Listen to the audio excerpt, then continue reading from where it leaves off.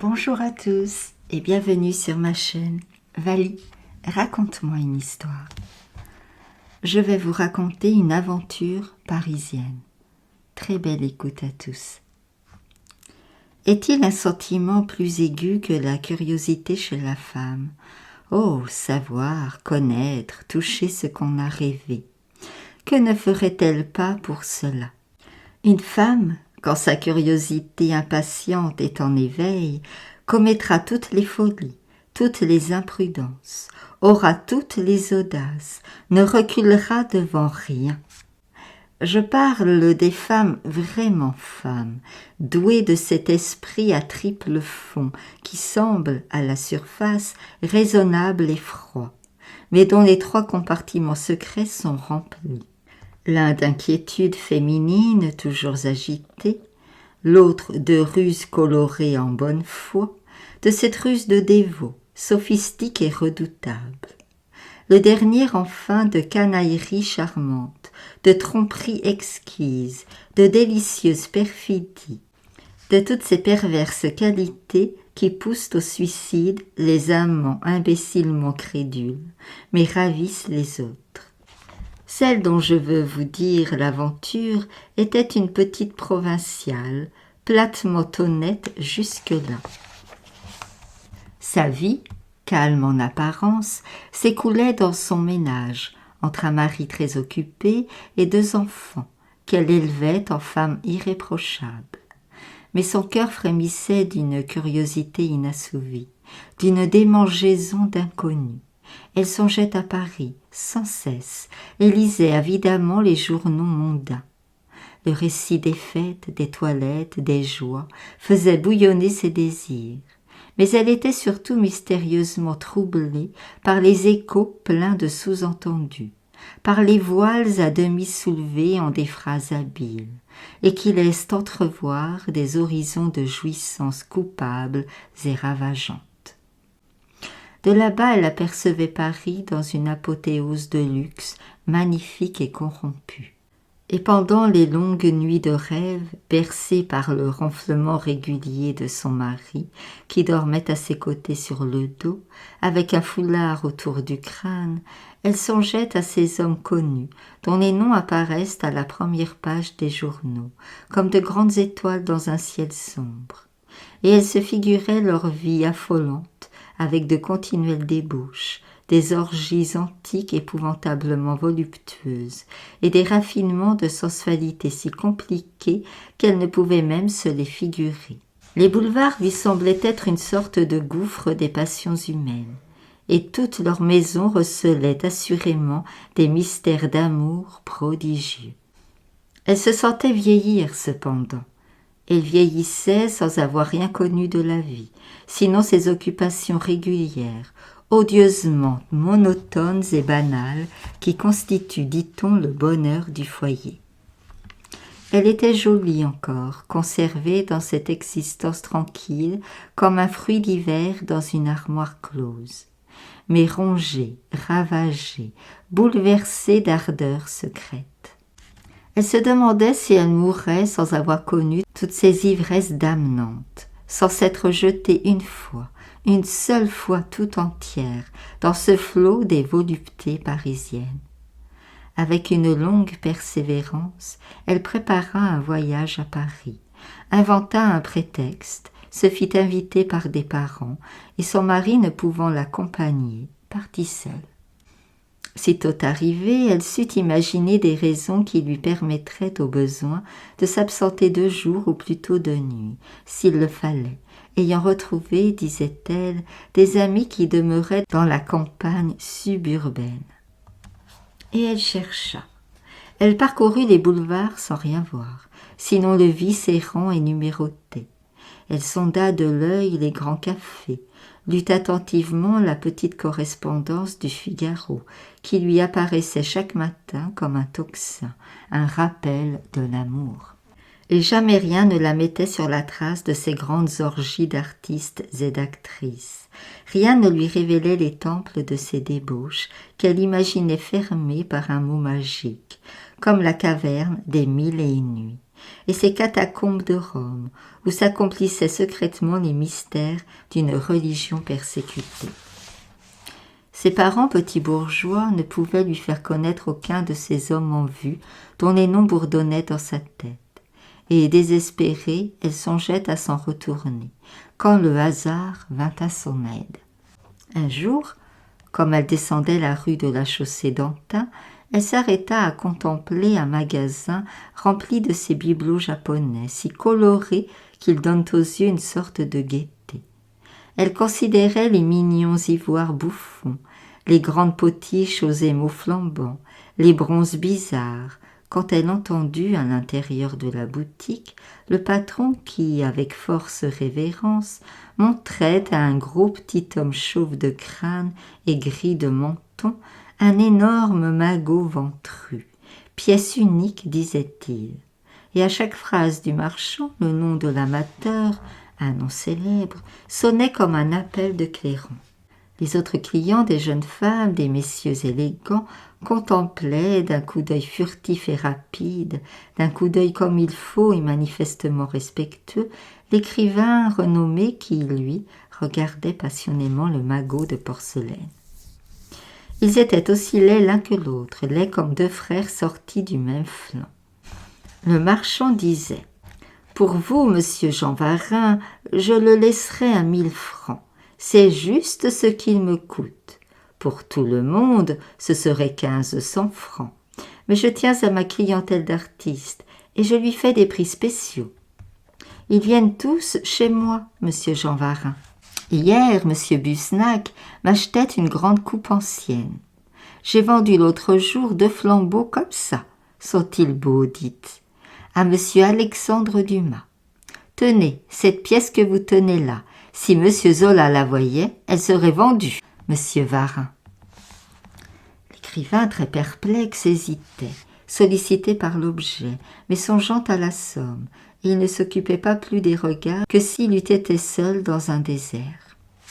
Elle était entrée tremblante, l'œil fixé effrontément sur lui, et elle ne se demandait même pas s'il était beau, élégant ou jeune. C'était Jean Varin lui-même, Jean Varin. Après un long combat, une douloureuse hésitation, il reposa la potiche sur la table. « Non, c'est trop cher, dit-il. » Le marchand redoublait d'éloquence. « Oh, monsieur Jean Varin, trop cher!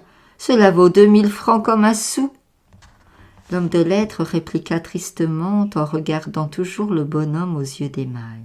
« Je ne dis pas non, mais c'est trop cher pour moi. » Alors elle, saisie d'une audace affolée, s'avança. « Pour moi, dit-elle. Combien ce bonhomme ?» Le marchand, surpris, répliqua. « 1500 francs, madame. Je le prends. » L'écrivain, qui jusque-là ne l'avait pas même aperçu, se retourna brusquement. Il la regarda des pieds à la tête en observateur, l'œil un peu fermé, puis en connaisseur, il la détailla. Elle était charmante, animée, éclairée soudain par cette flamme qui jusque-là dormait en elle. Et puis une femme qui achète un bibelot de 1500 francs n'est pas la première venue. Elle eut alors un mouvement de ravissante délicatesse, et se tournant vers lui, la voix tremblante. « Pardon, monsieur, j'ai été sans doute un peu vive, vous n'aviez peut-être pas dit votre dernier mot. » Il s'inclina. « Je l'avais dit, madame. » Mais elle, tout émue. « Enfin, monsieur, aujourd'hui ou plus tard, s'il vous convient de changer d'avis, ce bibelot est à vous. Je ne l'ai acheté que parce qu'il vous avait plu. » Il sourit, visiblement flatté. « Comment donc me connaissiez-vous » dit-il. Alors elle lui parla de son admiration, lui cita ses œuvres, fut éloquente.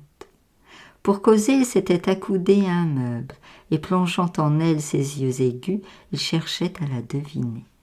Quelquefois, le marchand, heureux de posséder cette réclame vivante, de nouveaux clients étant entrés, criait à l'autre bout du magasin. « Tenez, regardez ça, monsieur Jean Varin, est-ce beau ?» Alors toutes les têtes se levaient, et elle frissonnait de plaisir à être vue ainsi, causant intimement avec un illustre. Grisée enfin, elle eut une audace suprême, comme les généraux qui vont donner l'assaut. « Monsieur, dit-elle, faites-moi un très grand plaisir. Permettez-moi de vous offrir ce magot comme souvenir d'une femme qui vous admire passionnément et que vous aurez vue 10 minutes. » Il refusa. Elle insistait. Il résista, très amusé, riant de grand cœur. Elle, obstinée, lui dit « Eh bien, je vais le porter chez vous tout de suite. Où demeurez-vous » Il refusa de donner son adresse. Mais elle, l'ayant demandé au marchand, la connut, et son acquisition payée, elle se sauva vers un fiacre. L'écrivain courut pour la rattraper, ne voulant point s'exposer à recevoir ce cadeau, qu'il ne saurait à qui rapporter. Il la joignit quand elle sautait en voiture, et il s'élança, tomba presque sur elle, culbuté par le fiacre qui se mettait en route. Puis il s'assit à son côté, fort ennuyé. Il eut beau prier, insister, elle se montra intraitable. Comme ils arrivaient devant la porte, elle posa ses conditions. « Je consentirais, dit-elle, à ne point vous laisser cela si vous accomplissez aujourd'hui toutes mes volontés. » La chose lui parut si drôle qu'il accepta. Elle demanda « Que faites-vous ordinairement à cette heure-ci » Après un peu d'hésitation, « Je me promène, dit-il. » Alors, d'une voix résolue, elle ordonna « Au bois !» Ils partirent. Il fallut qu'il lui nommât toutes les femmes connues, surtout les impures, avec des détails intimes sur elles, leur vie, leurs habitudes, leur intérieur, leurs vices. Le soir tomba. « Que faites-vous tous les jours à cette heure ?» dit-elle. Il répondit en riant. « Je prends l'absinthe. » Alors, gravement, elle ajouta. « Alors, monsieur, allons prendre l'absinthe. » Ils entrèrent dans un grand café du boulevard qu'il fréquentait, et où il rencontra des confrères. Il les lui présenta tous, elle était folle de joie, et ce mot sonnait sans répit dans sa tête. « Enfin, enfin !» Le temps passait, elle demanda. « Est-ce l'heure de votre dîner ?» Il répondit. « Oui, madame. »« Alors, monsieur, allons dîner. » En sortant du café Bignon. « Le soir, que faites-vous » dit-elle. Il la regarda fixement. « Cela dépend, quelquefois je vais au théâtre. »« Eh bien, monsieur, allons au théâtre. » Ils entrèrent au vaudeville par faveur, grâce à lui, et, gloire suprême, elle fut vue par toute la salle à son côté, assise au fauteuil de balcon. La représentation finie, il lui baisa galamment la main. « Il me reste, madame, à vous remercier de la journée délicieuse. » Elle interrompit. « À cette heure-ci, que faites-vous toutes les nuits ?»« Mais, je rentre chez moi. » Elle se mit à rire, d'un rire tremblant. « Eh bien, monsieur, allons chez vous. » Ils ne parlèrent plus. Elle frissonnait par instants, toute secouée des pieds à la tête, ayant des envies de fuir et des envies de rester avec, tout au fond du cœur une bien ferme volonté d'aller jusqu'au bout. Dans l'escalier, elle se cramponnait à la rampe, tant son émotion devenait vive, et il montait devant, essoufflé, une allume-bougie à la main. Dès qu'elle fut dans la chambre, elle se déshabilla bien vite et se glissa dans le lit sans prononcer une parole. Et elle attendit, blottie contre le mur. Mais elle était simple, comme peut l'être l'épouse légitime d'un notaire de province, et lui plus exigeant qu'un pacha à 3 queues. Ils ne se comprirent pas du tout. Alors il s'endormit.